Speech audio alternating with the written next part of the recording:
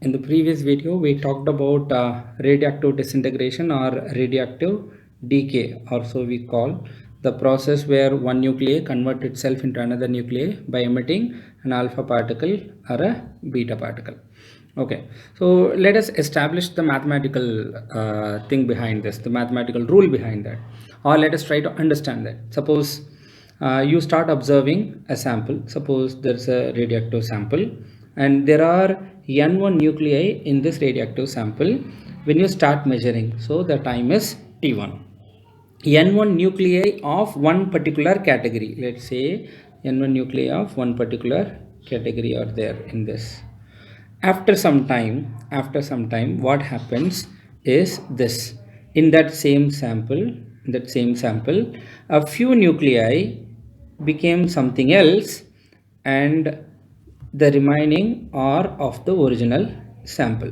So here this radioactive nuclei had number n1. Now this number is n2 and the time from here to here is that t2. So when you start observing, let's say 6 o'clock, there are n1. Let's say 7 o'clock, there are n2. So what is the duration for this many number to become, for number n1 to become n2? So the duration is t2 minus t1. That means it is delta t, or we can simply, here I'm going to take dt. I'm going to talk about very small amount of time. That's why when delta t is very small, we're going to start calling it as dt.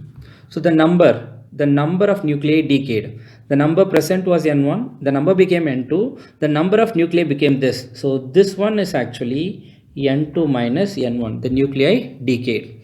So this number let us call delta n, or when this time is very small amount of time, this number change in number, let us say delta t.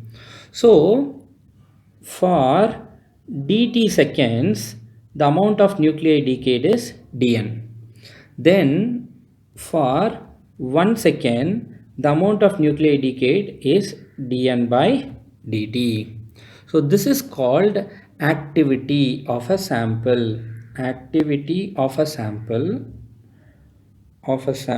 which we call like number of nuclei decayed per unit time. So this is the number decayed by 1 second. So this is called number of nuclei decayed per unit time. We are going to call it as number of nuclei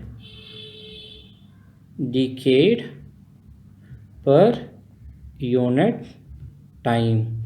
This is called activity of a radioactive sample, or we can also call this as activity of a sample or rate of disintegration. This is also called rate of, means for every second. Rate of disintegration means the rate at which the nuclei convert itself into another nucleus. That means for every 1 second, rate of disintegration. So we are going to call this either a rate of disintegration or activity. So activity of a sample or rate of disintegration both means that the number of radioactive nuclei decayed per unit time. So what this dn by dt is proportional to? So the number decayed, the activity of a sample, dn by dt, so dn by dt is proportional to n, because if originally 100 element are there, then that becomes 50 in a particular time. Means if there were 1000, that becomes 500. So how many decayed here in the same amount of time? Here 500 decayed, here only 50 decayed. If there were 2, then within the same amount of time t, half life, it becomes 1. So the number of nuclei disintegrating per unit time is directly proportional to the number present. So dn by dt is directly proportional to number present.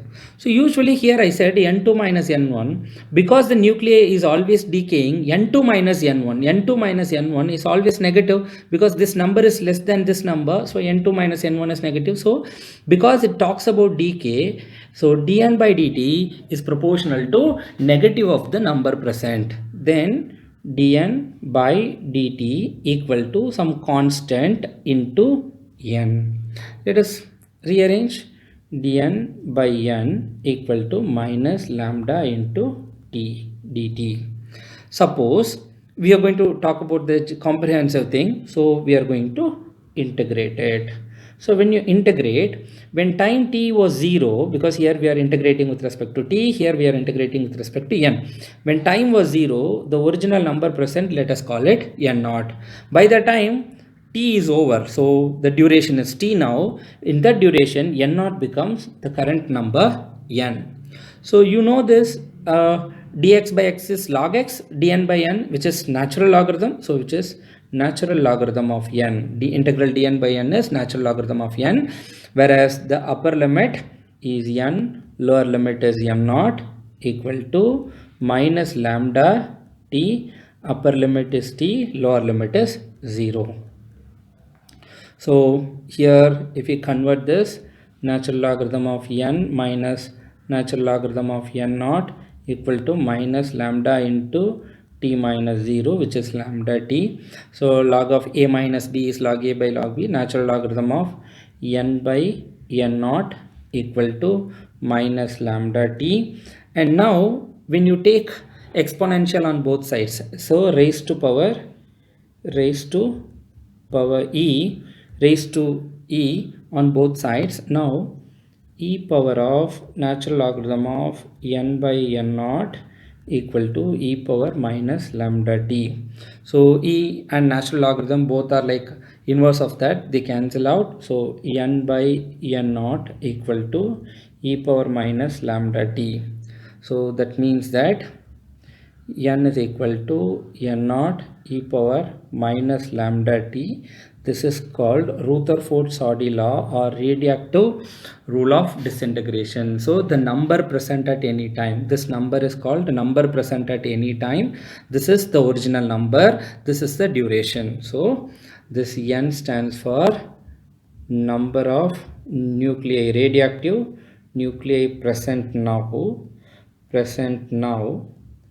and n naught was the original